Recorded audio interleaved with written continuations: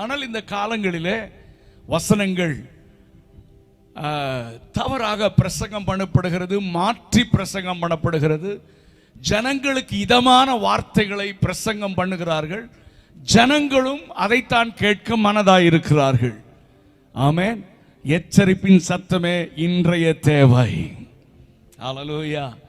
என இயேசு சீக்கிரமாக வரப்போகிறார். ஆமென். ஹல்லேலூயா. கவனிங்க. ஆனா முதல் பிரசங்கம், இதை புசிக்காதே, புசிக்கும் நாளில் சத்தமா சொல்லுங்க, சாகவே சாவாய். இவர் பிரசங்கம் பண்ணிட்டு போயிட்டாரு. இப்ப அடுத்த பிரசங்கி வர்றாரு பூவங்கோட்டுக்கு. ஹலோ, அவர் என்ன பிரசங்கம் பண்றாரு? இதை புசிக்கலாம், உங்கள் கண்கள் திறக்கும், நீங்கள் தேவர்களை போல மாறுவீர்கள். நம்பாள் முதல் பிரசங்கத்துக்கு அல்லேலூயா சொல்லாதவன் ரெண்டாவது பிரசங்கத்துக்கு என்ன செய்யறான்? சொல்லுங்க சார், இன்னைக்கு அப்படிதான் இருக்கு. ரெண்டாவது பிரசங்கம் இன்னைக்கும் the same thing is happening. இதே காரியம் தான் நடக்கு. சோசியல் மீடியால முதல் கைண்ட்ல, அதாவது கண்டிப்பான உபதேசத்தின் அடிப்படை, பரிசுத்தமா வாழணும், இப்படித்தான் வாழணும், எப்படி வேண்டுமானால் வாழலாம் என்பது கிறிஸ்தவம் அல்ல. இப்படித்தான் வாழணும், ஆண்டவருடைய வார்த்தையின்படி தான் வாழணும், வசனத்தை வாழ்க்கையா மாற்றணும். ஆமென். ஆத்துல ஒரு கால், சேத்துல ஒரு கால் இல்ல. உலக பொருளுக்கும் தேவனுக்கும் ஒருவனால் ஊழியம் செய்ய முடியாது. ஒன்னா உலகத்தை பகைக்கணும், ஆண்டுடைய பிள்ளையா இருக்கணும், இல்லனா ஆண்டவர் விட்டுட்டு உலகத்தோட சிநேகமா இருக்கணும். பைபிள் தான் அதைத்தான் சொல்லுகிறது. ஆனால் இரண்டாவது பிரசங்கத்திற்கு விலை போன ஒரு பெரிய கூட்டம் இன்றைக்கு. ரெண்டு பிரசங்கங்கள். ரெண்டாவது பிரசங்கம் தான் ரொம்ப அட்ராக்டிவா இருக்கும். இதை புசிக்கலாம், உங்கள் கண்கள் திறக்கும், நீங்கள் தேவர்களை போல் மாறுவீர்கள். அந்த முதல் சபையே இரண்டாவது பிரசங்கத்துக்கு பின்னால போயிடுச்சு. ஹல்லேலூயா. நல்ல கவனிங்க. பாவத்தின் நிமித்தம் வெட்கம். அங்கே மூன்று காரியங்களை ஆண்டவர் சொல்கிறார். நீ எங்கே இருக்கிறாய்? நான் உனக்கு விலக்கின விருட்சத்தின் கனியை நீ புசித்தாயோ? கர்த்தர் ஸ்திரீயை நோக்கி சொன்னார், நீ இப்படி செய்தது என்ன? இந்த மூன்று கேள்வியை நீங்க அங்க பார்க்க முடியும். ஆனால் நம்முடைய ஆண்டவர் கிருபையுள்ள தேவன், இரக்கத்தில் ஐஸ்வர்யம் உள்ளவர், உன் வெட்கத்தை புகழ்ச்சியாக மாற்றுகிற கர்த்தர். நல்ல கரங்களை உயர்த்தி அல்லேலூயா சொல்லுங்க பாப்போம். ஆமென். அதனால தான் நான் முதல்ல சொன்னேன், எப்பேற்பட்ட பாவியாக இருந்தாலும், நான் பாவி, நான் பாவம் செய்கிறேன், இந்த பாவத்திலிருந்து நான் விடுதலை பெற வேண்டும் என்று உணர்ந்து நீ ஆண்டுடைய கரத்தில் வந்து ஜெபித்தால் அதே நொடியிலே இயேசு தம்முடைய இரத்தத்தினாலே உன்னை கழுவி பரிசுத்தமாக்குவார். ஹல்லேலூயா. ஆமென். ஏன் செஞ்ச, நீ நாசமா போவ அப்படி சொல்ற ஆண்டவர் அல்ல.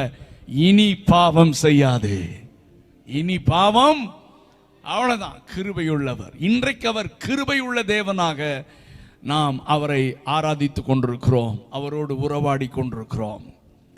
நல்ல கவனிங்களேன்.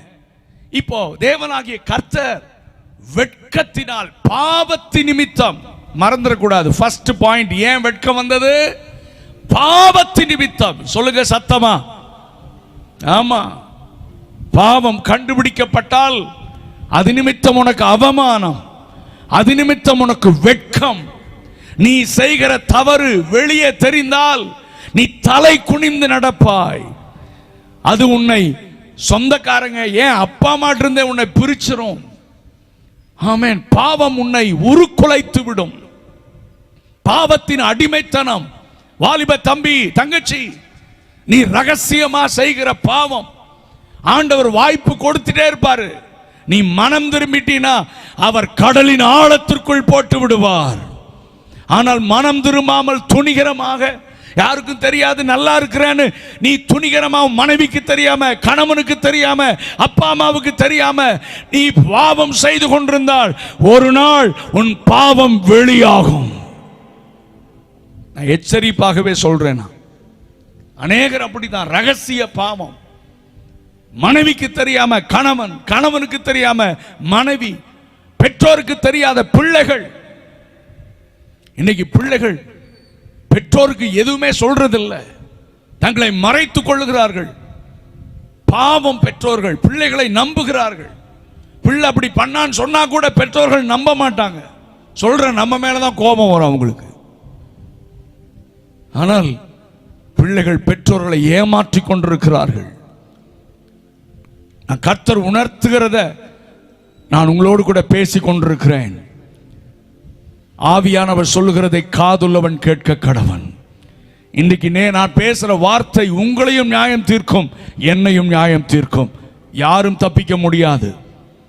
சபைக்கு வந்தாலும் சரி, அவர் ஆராதிச்சாலும் சரி, ஊழியம் செஞ்சாலும் சரி, நாம் தேவனுக்கு முன்பதாக மனிதனுக்கு முன்பதாக நல் மனசாட்சி உடையவனாக இருக்க நாம் பிரயாசப்பட வேண்டும். குற்றம் சாட்டப்படாதவர்களாக அந்தரங்கத்தில் பார்க்கிற பிதாவிற்கு முன்பதாக பரிசுத்தமாக வாழ்கிற ஒரு கூட்டத்தை தான் கர்த்தர் தேடிக் கொண்டிருக்கிறார். மனிதருக்கு முன்பதாக போடுகிற வேஷங்கள் அல்ல, அந்தரங்கத்திலே ஆண்டவருக்கு முன்பதாக கர்த்தரனை பார்க்கிறார். அவருக்கு விரோதமாக நான் பாவம் செய்வதே எப்படி என்று வாழ்கிற ஒரு கூட்டத்தை கர்த்தர் தேடி வந்திருக்கிறார். அதனால்தான் இந்த வேதத்தை முடிக்கும் போது கர்த்தர் சொன்னார், பரிசுத்தமாயிருக்கிறவன் இன்னும் பரிசுத்தமாயிருக்கட்டும், நீதி செய்கிறவன் இன்னும் நீதி செய்யட்டும். இதோ நான் சீக்கிரமாக வருகிறேன், அவன் அவனுக்கு நான் அளிக்கும் பலன் என்னோடு கூட வருகிறது. நல்ல கவனிங்க. இப்ப ஆண்டவர் அங்க வந்தோடனே, ஏண்டா விளக்கின கனியை புசிச்சிட்டியா, பாவம் செஞ்சிட்டியா, என் வார்த்தையை தூக்கி வீசிட்டு பிசாசுடைய வார்த்தை அட்ராக்டிவா இருந்ததுன்னு அவன் வார்த்தையை கேட்டு பாவம் செஞ்சிட்டியா, அதனால அவன் நீ இப்ப வெட்கம், அவமானம், நிந்தை. முதல்ல நான் வந்தேன்னா நீ ஓடி வருவ, அப்பா உன்னோடு கூட நான் உறவாடுவேன், நீ என்னோடு கூட ஜாலியா அந்த தோட்டத்தில் இருந்தோம், தேவ பிரசன்னத்திலே மகிழ்ந்து களி கூர்ன நீ இன்றைக்கு பாவத்து நிமித்தம் ஒளிந்து கொண்டிருக்கிறாய், பின்மாறி போயிருக்கிறாய். ஜெபம் இல்லை, வேத தியானம் இல்லை, சபைக்கு வர்றதே உனக்கு போர் அடிக்குது. முதல்லாம் சர்ச்சுக்கு போன சார், இப்பெல்லாம் போறதில்லை சார்னு சொல்ற நீ. உன்னோடு தான் கர்த்தர் பேசுகிறார். நீ செய்த பாவத்து நிமித்தம் உன்னை வெட்கம், லட்சை, அவமானம் உன்னை சூழ்ந்து கொண்டதானால் இந்த பரிசுத்தமுள்ள தேவன் உன் தகப்பனாகிய கடவுள் நீ பாவம் செய்து ஒளிந்து கொண்டிருந்தாலும் உன்னை தேடி வந்து உன் வெட்கத்தை கீர்த்தியும் புகழ்ச்சியுமாக மாற்ற இந்த மாலை நேரத்தில் உன்னோடு கூட பேசிக் கொண்டிருக்கிறார். கரங்களை உயர்த்தி ஒரு அல்லேலூயா சொல்லுங்க பாப்பா. இதுதான் ஆண்டவர், இவர்தான் அன்புள்ளவர், இவர்தான் கிருபை உள்ளவர். ஆண்டவர் ஓமை சொல்லும் பொழுது இளைய குமாரனுடைய ஓமையை அழகாக ஆண்டவர் சொல்லுகிறார். ஒரு தகப்பனுக்கு 2 குமாரர்கள் இருந்தார்கள். மூத்தவன் இளையவன், பெரிய ஆஸ்தி, பெரிய நிறைய வேலைக்காரர்கள், ஆடு மாடுகள், பயங்கர பணக்காரன். ஆனால் இந்த சிறிய மகன் அப்பா கூடயே இருக்கிற மாதிரி இருந்துட்டு சொத்தை பிரிச்சு கொடுங்க, ஏன்னா அப்பா கூட இருந்தா எப்பொழுதுமே நம்ம பேரண்ட்ஸ் பிள்ளைங்க அவங்க காசுடைய வேல்யூ தெரியணும், நாங்கள்லாம் கஷ்டப்பட்டோம், நாங்கள்லாம் அந்த காலத்தில் இப்படி வாங்கலை அப்படின்னு புலம்ப ஆரம்பிச்சானால நம்ம பிள்ளைங்க ஓடியே போயிடுவாங்க. காதெல்லாம் அடைச்சிக்கிறாங்க இப்போ. ஏன்னா நம்ம பிள்ளைகளுக்கு மணி வேல்யூவே தெரியல. பெற்றோர்கள் கஷ்டப்பட்டு கேட்கறதெல்லாம் வாங்கி கொடுத்து நம்ம கெடுத்து வச்சிருக்கோம். நான் சொல்றது உண்மைதானா? இன்னும் ஒரு மாதிரியை பார்க்குறீங்க, தேவதூதர்கள் மாதிரி தான் நீங்கள் பார்க்குறீங்க. ஆனால் ரொம்ப ப்ராக்டிக்கலாக நான் பேசுகிறேன். நம்ம கஷ்டப்பட்டோம், பிள்ளை கஷ்டப்படக்கூடாதுன்னு கெடுத்துட்டோம் நம்ம. ஒருவேளை அந்த தகப்பனும் அப்படிதான் ஸ்ட்ரிக்டா இருந்திருப்பார் நினைக்கிறேன். டே சொத்தை அழிச்சிடாதடா, நான் கஷ்டப்பட்டு உழைச்சேன்டா, பத்திரமா இருக்கணும், தேவையில்லாத செலவு பண்ணாத, அங்க போகாத இங்க போகாத, அதை பண்ணாத இதை பண்ணாதன்னு இவன் பார்த்தான். அப்பா டார்ச்சர் தாங்க முடியல, உலகத்தை என்ஜாய் பண்ண முடியல. ஆமா, இந்த சர்ச்சுக்கு வந்தா அதை பண்ணாத இதை பண்ணாத பைபிள் சொல்லுதுன்றான். இன்னொரு சர்ச்சுக்கு போனா எதை வேணா பண்ணுன்றான். அதனால நம்ம நிறைய பேர் அந்த சர்ச்சுக்கு போயிட்டான். ஹலோ, எல்லா இடத்துலையும் நடக்கிறது சொல்றேன். கோயம்புத்தூர்லயே என் ஃப்ரெண்டு ஒரு பாஸ்டர், அவருக்கு ஒரே பிள்ளை. அந்த பிள்ளை அவங்க அப்பா சர்ச்சுக்கு வர்றதில்ல. அங்க இன்னொரு கோமாளி இருக்கான், அவன் சர்ச்சுக்கு போயிட்டான். போய் இன்னைக்கு வாழ்க்கையே முடிஞ்சிச்சு. Listen carefully. இது இது இங்க மட்டும் கிடையாது. நிறைய நான் இந்த சிங்கப்பூர் மலேசியாலாம் போகும்போது புலம்புவாங்க. சிங்கப்பூர்லையும் சரி, மலேசியா, நிறைய கண்ட்ரீஸ்ல அந்த மாதிரி எப்படி வேணா வாழலாம், என்ன வேணா செய்யலாம் அப்படின்னு சொல்லி சர்ச்சை ஆரம்பிச்சிடறான். முதல் வாரத்திலேயே கூட்டம் வழியுது. ஏன்னா நரகத்துக்கு போறது அப்படித்தான் இருக்கும். இருக்கிறீங்களா இல்லையா? என்னங்க ஒரு மாதிரியா பாக்குறீங்க? நான் நடக்கிறது சொல்றேன். ஜிபிஎஸ் ராபின்சன் அண்ணன் எனக்கு ரொம்ப 40 வருஷமா எனக்கு நெருங்கின ஒரு அண்ணன். அவங்க ஒரு டைம் ஒரு கல்யாண வீட்டில் நானும் அவரும் அழைக்கப்பட்டிருந்தோம் சென்னையில். அப்போ எல்லாம் முடிஞ்சது. நாங்கள் சாப்பாடு எங்களுக்கு ஒரு ரூமில் அரேஞ்ச் பண்ணியிருந்தாங்க. நான் அண்ணனும் உட்காந்து பேசிகிட்டு இருந்தப்போ அண்ணன் சொன்னாங்க, வெஸ்லி நான் இந்த மாதிரி சிங்கப்பூருக்கு போய், நான் ஏற்கனவே சொல்லியிருக்கேன், சிங்கப்பூருக்கு நான் போனேன், ஒரு சர்ச்சுக்கு அடிக்கடி அங்கே போவேன். அந்த ஸ்பெஷல் மீட்டிங்ஸ்க்காக நான் கூப்பிட்டுருந்தாங்க, நான் போயிருந்தேன். ஆனால் பாஸ்ட் மகனை மீட்டிங்கில் காணோம், 2 நாளாக காணோம். சரி சண்டே சர்வீஸ்க்காச்சும் வருவான் பிடிச்சிடலான்னு பார்த்தா சண்டே சர்வீஸுக்கு காணோம். சண்டே சர்வீஸ் முடிஞ்சு நாங்கள் சாப்பிட போனப்போ வந்து என்ன செஞ்சுட்டான், லஞ்சுக்கு ஜாயின் பண்ணிட்டான். நான் கேட்டேன், ஏன் 2 நாளாக காணோம், சண்டே சர்ச் கூட காணுமே, என்னப்பா அப்படின்னு கேட்டா அவன் கூலாக சொல்கிறான், எங்கள் அப்பா சர்ச்சுக்கு வர்றதில்ல அங்கிள். என்ன விஷயம்? இவர் எதுக்கு எடுத்தாலும் அதை பண்ணாத, இதை பண்ணாத, முடி அப்படி வளர்த்தாத, இப்படி வளர்த்தாத, பேண்ட்டை இப்படி போடாத, அப்படி போடாத. நான் இப்போ ஒரு சர்ச்சுக்கு போகிறேன், நீ பேண்ட்டு போட்டாலும் சரி போடலினாலும் சரி. ஹலோ, இருக்கிறீங்களா இல்லையா? நீ கிழிச்சு விட்டுக்கோ, நீ சட்டை இல்லாமையே வா, நம்ம எல்லாரும் சேர்ந்து நரகத்துக்கு போகலாம். நம்ம எல்லாரும் சேர்ந்து எங்கே போகலாம் சொல்லுங்க? ஆமாம், நம்ம பிள்ளைங்க போ. நான்லாம் கண் கொத்தி பாம்பு மாதிரி இருப்பேன். என் பிள்ளைங்களை கடை கூட்டிட்டு போனா அவங்க எடுக்கிற ட்ரெஸ்ஸை நீட்டாக பார்த்து தான் நான் அப்ரூவ் பண்ணுவேன். நான் இருக்கிறீங்களா இல்லையா? மற்றவர்களுக்கு இடர்கள் உண்டாக்கூடாது. ஆமென், ஆமென். நம்முடைய என்ன சொல்றது, முழு உடம்பும் மறைக்கணும். ஹல்லேலூயா. என்னங்க ஒரு மாதிரியா இருக்கீங்க? இது உங்களுக்கு இல்லை, இந்த உலகத்துக்கே பேசணும் இதெல்லாம். அதனால தான் ஓப்பனாக பேசுகிறேன் நான். ஆமென். ஆமாம், பெண்கள் நம்முடைய பிள்ளைகளுக்கு சின்ன வயசுலேயே அவங்க ட்ரெஸ்ஸை நம்ம கரெக்ட் பண்ணிட்டோன்னா அவங்க மைண்ட் செட் ஆயிரும். ஹல்லேலூயா. அவங்க பெரியவங்களான போதும் பைபிள் என்ன சொல்லுகிறது தெரியுமா? அப்படி இப்படியெல்லாம் சொல்லலை. தேவ பக்தி உள்ள ஸ்திரீகளை போல நீ ட்ரெஸ் பண்ணு.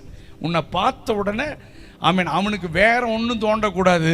உன்னை பார்த்தோன்னே ஒரு நல்ல மதிப்பு, இவ கடவுளுடைய பிள்ளைன்ற காரியம் உதிச்சுதுன்னா அதே ஒரு சாட்சியாக மாறும். கரங்களை உயர்த்தி ஒரு அல்லேலூயா சொல்லுங்க பாப்போம். இது ஸ்திரீகளுக்கு மட்டுமல்ல, ஆண்களுக்கும் பொருந்தும். இப்போ ப்ரீச் பண்ணுறவனே பேண்டெல்லாம் கிழிச்சு விட்டுட்டு ப்ரீச் பண்ணுறான். ஆமென். ஆமாம், அந்த மாதிரி ஜனங்களை, ப்ரீச்சர்ஸை யாரும் ஃபாலோ பண்ணாதீங்க தம்பிமார். ஆமென். நம்ம காட்லி பிள்ளைங்க, பரிசுத்த தேவனை ஆராதிக்கிற பிள்ளைங்க, நம்ம எல்லாவற்றிலும் மாதிரியா இருக்கணும். நம்புறவங்க மட்டும் கரங்களை உயர்த்தி அல்லேலூயா சொல்லுங்க. இந்த உலகத்தோடு நாம் ஒத்து வாழக்கூடாது. நான் உலகத்தான் அல்லாதது போல நீங்களும் உலகத்தார் அல்ல, அதனால தான் உங்களை பிரித்தெடுத்தேன், நீங்களும் நானும் பிரித்தெடுக்கப்பட்டவர்கள். அப்படி சொல்றவங்க மட்டும் ஒரு அல்லேலூயா சொல்லுங்க பார்க்கலாம். சபை என்கிற அந்த வார்த்தைக்கு மூல பாஷை எக்லீசியா. எக்லீசியா என்றால் செப்பரேட்டட் ஒன், பிரித்தெடுக்கப்பட்டவர்கள். ஆமென். நீங்கள் எனக்கேற்ற பரிசுத்தம் உள்ளவர்களாக இருக்கும்படிக்கு உங்களை நான் மற்ற ஜனங்களை விட்டு பிரித்தெடுத்தேன். கர்த்தர் நல்லவர். சோ ஆண்டவர் உன்னை தேடி வருகிறார் உன் வெட்கத்தை மாற்ற. இப்ப நேரா வர்றாரு. அங்கே வந்த உடனே நம்ம ஐயாவும் அம்மாவும், யாரு? ஆதாமும் ஏவாளும், அதுக்குள்ள டெய்லரிங் ஷாப்பே ஆரம்பிச்சிட்டான். என்ன ஷாப்பு சொல்லுங்க சொல்லுங்க. அடாடாடாடா, என்ன ஆண்டவர் படைக்கும் போது என்ன அறிவு இல்லை, என்ன ஞானம். சரி, பாவம் செஞ்சுதான் எல்லாம் போச்சு. இவன் கரெக்டா அத்தியால எடுத்தான். இவன் எப்படி தைச்சான்னு தெரியல, கிளீனா தைச்சிட்டான். அப்படின்னா என்ன? அதுக்கு என்ன சொல்ல வரேன், தன்னுடைய அவமானத்தை, வெட்கத்தை மூட அவனே முயற்சி செய்தான். ஹலோ, நாம பாவம் செஞ்ச உடனே நம்ம என்ன செய்வோம்? உடனே அதை மூடுறதுக்கு பிளான் போடுவோம். அப்பா அம்மாக்கு தெரியக்கூடாது, சமுதாயத்துக்கு தெரியக்கூடாது, பாவத்தை மறைச்சிடணும், வெளியே பரிசுத்தவான மாதிரி காமிக்கணும் என்று மூடுவோம். ஹல்லேலூயா. கொஞ்சம் யோசித்து பாருங்க, நீங்க மூடுறதெல்லாம் டெம்பரரியா இருக்கும். அந்த அத்தி இலையில மூணுனா அப்பத்திக்கு அப்பா தப்பிச்சிட்டேன்ப்பா, எல்லாம் மறைச்சாச்சுப்பா அப்படின்னு இருக்கும். கொஞ்ச நேரத்தில் அடிக்கும் வெயில். என்ன ஒரு மாதிரியா பார்க்குறீங்க? ஒரு 100 டிகிரி வெயில் அடிச்சதுன்னா 1 மணி நேரத்தில் என்ன ஆகும்? இலை சொல்லுங்க, காஞ்சு போயிடும். அதுக்கப்புறம் ஆண்டவர் ஒரு காத்து அடிச்சதுன்னா நீ மூடினதெல்லாம் என்ன ஆயிரும்? எங்க பேசுங்க சார், பறந்து போயிடும். மறுபடியும் நிந்தை, மறுபடியும் அவமானம். இப்படி அவமானத்திலே உழன்று கொண்டிருந்த மனிதனை தானாக மூடி மறைப்பதற்கு, நிந்தையிலிருந்து, வெட்கத்திலிருந்து நானே வெளியே வந்துடணும்னு முயற்சி செய்த இந்த மனிதனுடைய முயற்சிகள் எல்லாம் தோல்வியுற்ற போது ஆண்டவர் வந்து அவர்களுக்காக ஒரு ஆட்டுக்குட்டியை அடித்து, ஹல்லேலூயா, அந்த தோலினாலே ஒரு அழகான உடையை உடுத்தி நிரந்தரமாக வெட்கத்தை அவர் மூடிவிட்டார். கரங்களை தட்டி ஆண்டவருக்கு மகிமை செலுத்துங்க பார்க்கலாம். இந்த ராத்திரி நேரத்தில் உன்னுடைய வெட்கத்தை நிரந்தரமாக மூட கர்த்தர் ஏதனுக்குள் வந்தவர் நம்முடைய மத்தியிலே உலாவிக் கொண்டிருக்கிறார். ஒரு அல்லேலூயா சத்தமா சொல்லுங்க. ஹல்லேலூயா. பாவத்தினால் வந்த நிந்தை, லட்சை, வெட்கம், அவமானம், ஆமென், கர்த்தர் உன்னை எல்லாவற்றையும் மூடி போடுவார். அதனால்தான் தாவீது 32 சங்கீதம் 32:1 சொல்லுகிறான், எவனுடைய மீறுதல் மன்னிக்கப்பட்டதோ, எவனுடைய பாவம் மூடப்பட்டதோ அவன் பாக்கியவான். கரங்களை உயர்த்தி ஒரு அல்லேலூயா சத்தமா சொல்லுங்க. ஆமென். ஆண்டவர் நம்முடைய பாவங்களை மூட விரும்புகிறார். நம்முடைய பாவங்களை கழுவி மறைத்து அவமானப்படாமல் நிந்தைக்குள்ளாய் இருந்தாலும் உன் தலையை உயர்த்த, உன்னை கீர்த்தியும் புகழ்ச்சியுமாக வைக்க கர்த்தர் உன்னை மாற்ற விரும்புகிறார். நம்ம எல்லாம் அப்படித்தானே? நான் அப்படிதாங்க. ஆமென். பாவத்தை தண்ணீரை போல குடிச்சிட்டு இருந்த எண்ணெய் எங்க வீட்டிலேயே ஏன் வர்றேன்னு தெரியாது. ஏன்னா ஃபுல்லா குடிச்சிட்டு வருவேன், ரோட்லயே விழுந்துருவேன். என் ஃப்ரெண்ட்ஸோட சேர்ந்து அப்படி வாழ்ந்துட்டு இருந்தேன். நான் ட்ரக் எடுக்க போனேன், அவமானம். சர்ச்லயே வந்து மேலே மொட்டை மாடியில் ட்ரக் அடிச்சுட்டு படுத்துருவோம். யாருக்குமே பிடிக்காது, வீட்டில் பிடிக்காது, சர்ச்சில் சொந்தக்காரங்க யாருக்கும் பிடிக்காதுங்க. ஆனால் ஒரு நாள் இயேசு என்னை தேடி வந்தார். ஹல்லேலூயா. ஆமென். என்னுடைய வாழ்க்கையை முழுவதுமாக அவருக்கு ஒப்பு கொடுத்தேன். என் பாவத்தெல்லாம் ஆண்டவர் மன்னித்து என் வெட்கத்தை கீர்த்தியும் புகழ்ச்சியுமாக மாற்றி விட்டார். கரங்களை உயர்த்தி சத்தமா ஒரு அல்லேலூயா சத்தமா சொல்லுங்க பாப்போம். ஆமென். ஆமா, வெட்கப்பட்ட இடத்திலேயே கர்த்தர் உயர்த்தினார். அவருடைய ரத்தம் என்னுடைய பாவங்களெல்லாம் கழுவி இன்னைக்கு என்னை தேவனுடைய பிள்ளையாக மாற்றி இருக்கிறது. ஆமென். சோ நம்முடைய பாவத்தை ஆண்டவர் மூட விரும்புகிறார். நாமும் மற்றவருடைய பாவத்தை சொல்லுங்க சொல்லுங்க தூற்றி திரியக்கூடாது. இன்னைக்கு நமக்கு கிறிஸ்தவர்களுக்கு மெச்சூரிட்டி வேணும், முதிர்ச்சி வேணும். யாரா மனிதர்கள் தான், எல்லாம் தவறு செய்யறவங்க தான். வாலிப பசங்க பிள்ளைங்கள்லாம் அந்தந்த ஏஜில் அந்தந்த பிரச்சனை இருக்கும். நீங்கள் என்னமோ தேவ தூதர்கள் மாதிரி, உங்களுக்கு ஏதோ தப்பே செய்யாத மாதிரி மற்றவளை போட்டு சாடக்கூடாது. அந்த பையன் தெரியுமா, அந்த பிள்ளை தெரியுமா, அது உருப்படாது இப்படி நம்ம பேசக்கூடாது. நமக்கு மெச்சூரிட்டி வேணும். நம்ம தேவனுடைய பிள்ளைகளாக இருக்கணும். ஆண்டவர் எப்படியோ அதுதான் பவுல் எழுதுகிறார், கிறிஸ்துவின் சிந்தை தான் உங்களுக்குள்ள இருக்க வேண்டும். ஒரு அல்லேலூயா சத்தமா சொல்லுங்க பாப்போம். இதுல நம்ம மனம் திரும்பணும். ஆமென் ஆமென். நாமும் மற்றவருடைய பாவத்தை மூடி, அன்பு சகல பாவத்தையும் மூடும். ஆமென். மூடி அவர்கள் தூக்கி எடுக்கணும், அவர்கள் திரும்ப மேலே வரணும், ஜெபம் பண்ணணும், அவங்களுக்கு கவுன்சிலிங் கொடுங்க. தனியாக இருக்கும்போது அவங்களோட அன்பாக பேசுங்க.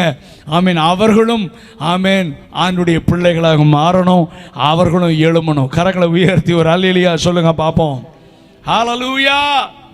ஆமீன். அன்பு திரளான பாவங்களை என்ன செய்யுமா? மூடும். நோவாவுடைய மகன் நமக்கு தெரியும், காம், தன் தகப்பனுடைய நிர்வாணத்தை பார்த்து அதை சகோதரருக்கு அறிவித்தான், ஆகவே சபிக்கப்பட்டான். ஆனால் சேம், யாப்பேத் என்கிற மற்ற 2 பிள்ளைகள் தகப்பனுடைய நிர்வாணத்தை பார்க்காமல் பின்னாலேயே வந்து ஆமீன் அதை மூடி போட்டார்கள். அதனால் அவர்கள் ஆசீர்வதிக்கப்பட்டார்கள். இன்னைக்கு ஒரு ரகசியத்தை சொல்றேன். என் பாவத்தை கர்த்தர் மூடினார்ல, மற்ற பாவத்தையும் மூடி அவர்களுக்காக நாம் ஜெபித்தால் நீங்கள் ஆசீர்வாதமான பிள்ளைகளாக மாறுவீர்கள். கரங்களை உயர்த்தி அல்லேலூயா சொல்லுங்க பார்ப்போம்.